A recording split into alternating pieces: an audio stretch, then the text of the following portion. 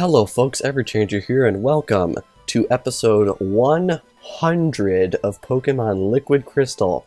Party hat, smile face, thumbs up. This time, now that we have finished our gym leader defeating crusade of the last 4 videos, we are going to be heading off to capture some legendaries.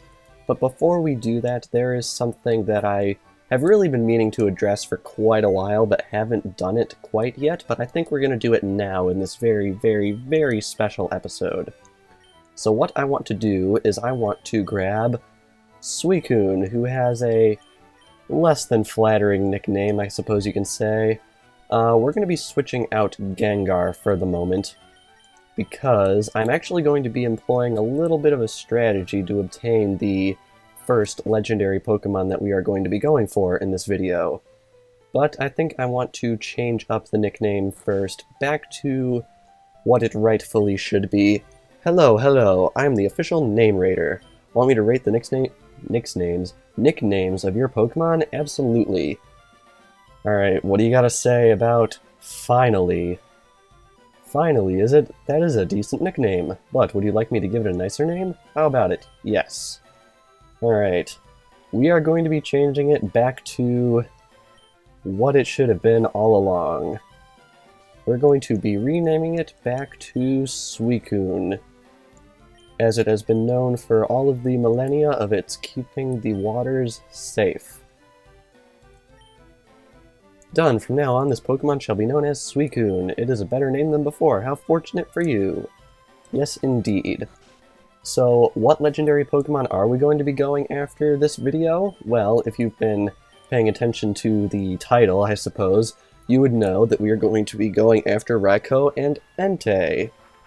Now, these Pokemon are interesting because they roam around the Johto region basically at random, and they can be very difficult to encounter if you don't know exactly what it is you're doing. So what I want to do is, since both Raikou and Entei are encountered at level 40, I'm going to be putting a level 40 Pokemon in the front of the party and using Repel. And since all of the other regular wild Pokemon on this route are weaker than level 40, only Raikou and Entei will be able to show up. And since I've got Suicune in the front of the party, it's going to basically limit me to encountering only Raikou and Entei, so I'm basically going to be running out into this grass, and if I don't find anything, I am going to go back through the gate, and then re-enter the route, and that will reset Raikou and Entei's position in the world, and hopefully I will be encountering both of them relatively quickly, because this process can either take a very short amount of time or a very long amount of time.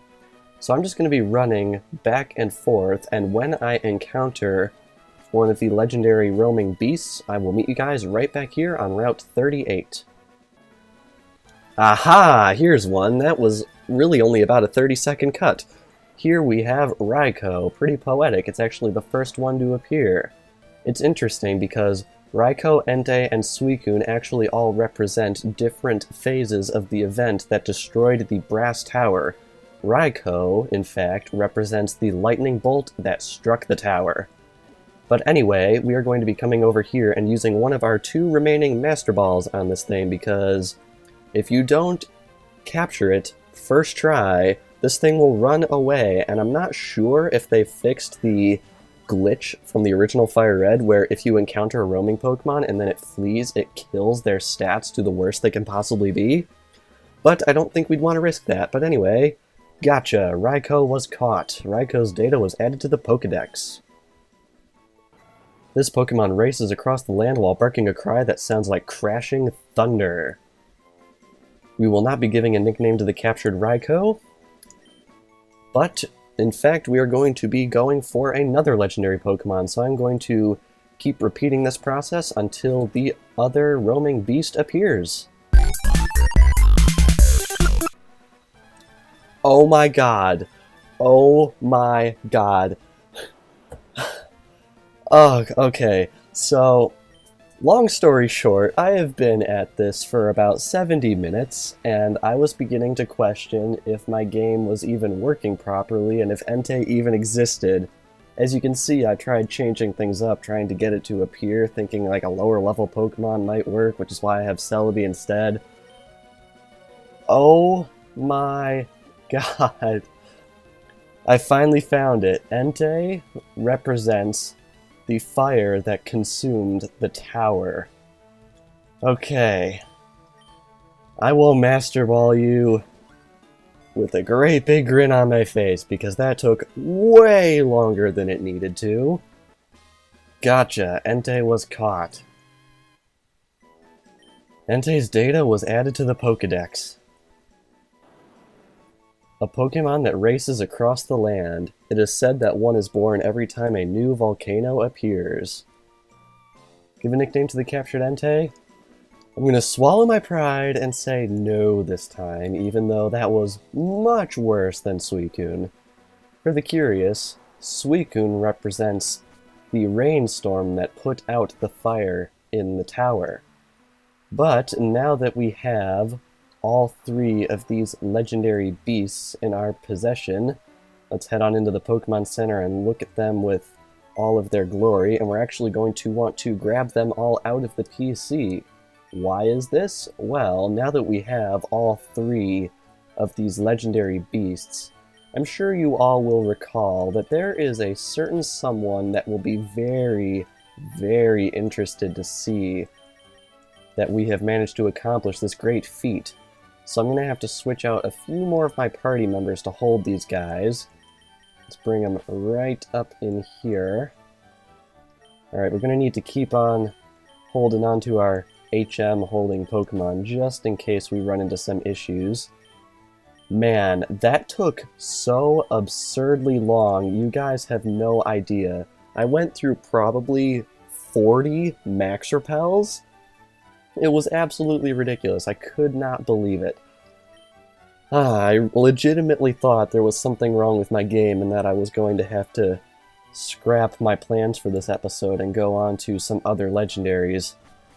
But no, we actually got all three legendary beasts. Let's just check them out in our Pokemon list here. We have Raikou, Entei, and Suicune. Man oh man, this moment has been a long time coming. But now, I think without further ado, we need to head off to Celadon City to go see an old friend. Alrighty, here we are in Celadon City. Now some of you may be asking, why are we in Celadon City? Well, those of you well versed in the Pokemon universe will know that this is the hometown of Yazine. Hi, I'm back visiting my hometown. It's been quite a while. David, have you heard? There have been fresh rumors of a rainbow-colored Pokemon appearing at Tin Tower. I've just had my party healed, so now I'm headed to Ecruteak. I'll be seeing you, David. And he's off to Ecruteak, and that's really all you have to do over here in the Kanto region, so I will meet you all back over in Ecruteak for what we are going to be doing next. Alrighty, here we are back in Ecruteak. Just a warning, make sure you have as many Ultra Balls as you think you'll need for whatever's coming up, because it is quite the fight, let me tell you. So let's head on into the shrine here and see what we are going to be greeted with. Stair placement. I'm pretty sure that killed me way back when we were here in episode 42. 42 as in 40 also. But anyway, let's head right on through here to the Tin Tower. A legendary Pokemon is said to roost here. It's been a long time since we've been back here. Let's see what awaits us. Ho appears to have descended upon this, the Tin Tower. I believe you are being tested. Free your mind from uncertainty and advance. This will protect you. Take it. And we get the Rainbow Wing. Full disclosure, I don't actually know if we are required to have Raikou, Entei, and Suicune with us. I personally do have them with me, so if you're not getting the Rainbow Wing, that might be why. Now go. And we have a little bit of a puzzle ahead of us, and I think we actually want to throw up a repel in here because there are actually wild Pokemon in this area, and I have a feeling we don't want those to break the tension, as it were. And we've got a very interesting mechanic up here. I believe this is the only place in the game that this appears. It's like a jumping puzzle. So some of these are not that complicated, but some of these levels are actually quite difficult to navigate through. This one's pretty linear, but as we get higher up, there will even be teleporters that we'll have to deal with. Let's try this way. What's this? Oh, well, okay. That's convenient. Needless to say, that was not in the original game. You get an escape rope, that's pretty useful. Alright, now as you can see, there are multiple ways upwards here. I'm not entirely sure which way is the way to go. Obviously, it's not this way. Derp. Oops, stair placement. So, I guess we have a Master Ball in case we run into anything that decides to throw its weight around with a recoil attack or something like that. Alrighty. As you can see, these are getting a lot more complex going forward here. We got a rare candy, that's very nice. Nice to have one for free. Alright, this goes down, which means we're right back where we started again. Ooh, this could take a little bit of time, unfortunately. As I stated earlier, these can either take not a long time, these legendary videos, or they can take quite a long time due to a variety of factors. One of them being, of course, whether or not the Pokemon will just stay in the ball, or other factors of that sort. Alright, is there actually a way upwards over here? No, that's the way back down.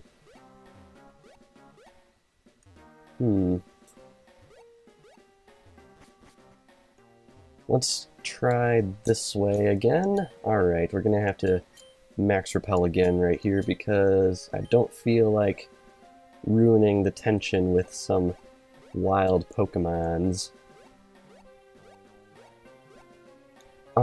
Which way have we not gone? Jeez, I think we want to wind up over there. So let's just proceed back over this pathway for like the umpteenth time. You have to wonder what the architect of this tower was on when he decided to come up with this method for ascension. Alrighty, there we go. So what do we got to deal with now? What's this? Max Potion, very nice. I'm hoping we can walk behind this. We can, very good.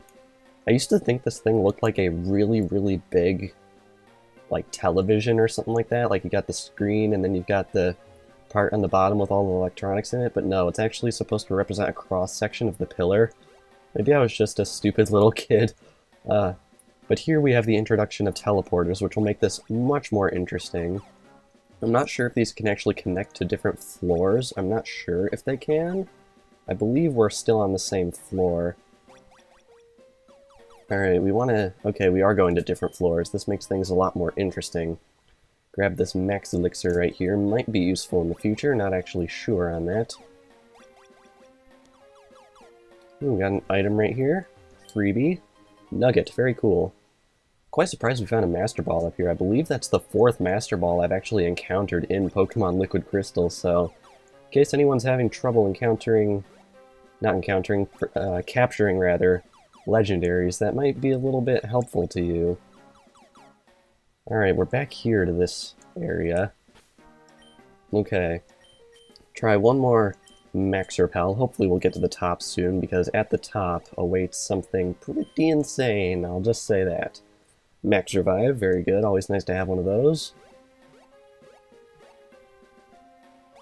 Does this take us there? I believe we are very close to the top. HP up. I wonder, do these statues actually say anything? No, they don't. That's unfortunate. Alright, we're almost there, I think. Oop, there's actually an item right there. I think I want to grab that, although I'm pretty sure we are basically at the top right now. This is a full restore. Lots of very good items up here. I'm pretty sure these are better than they were in the original game. And I'll be honest, this is the first time I've actually ascended the Tin Tower in a version of Pokemon Crystal. Because, as you can probably guess, catching those roaming legendaries is a pain. But anyway, I think I want to cut away here and save, because, spoiler alert, we've got quite the fight coming up. So I'm going to go do that and I will be right back. Alrighty, we are all saved up. So let's walk forward and confront destiny.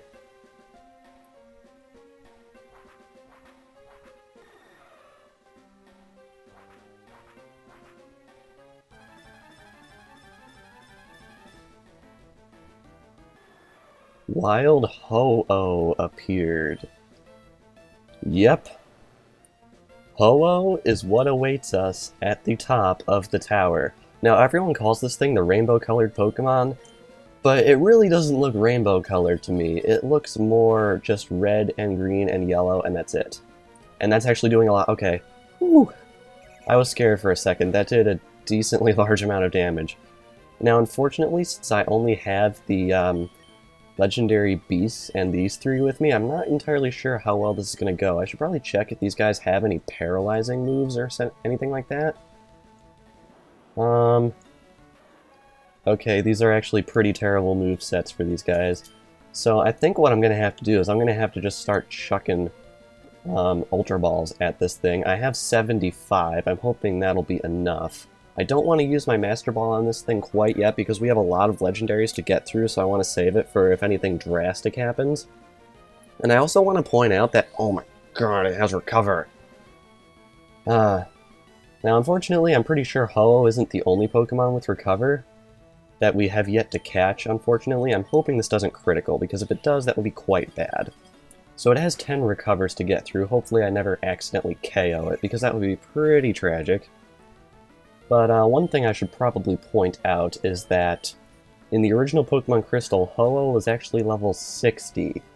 So it's actually been buffed for Pokémon Liquid Crystal, so that's kinda bad, because it is actually an extremely powerful Pokemon for this point in the game, even though we're all in the mid-80s.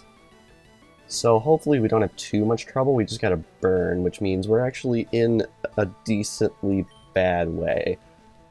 Which is a little bit unfortunate, but luckily I am pretty much swimming in money at this point because of all of the trainers we fought over the course of our adventure, so we can get a lot of Ultra Balls for this thing. Alright, looks like its moveset is Sunny Day, Fire Blast, Recover, and I'm willing to bet it has Sacred Fire in its 4th slot, although I'm not entirely positive on that. Cross our fingers.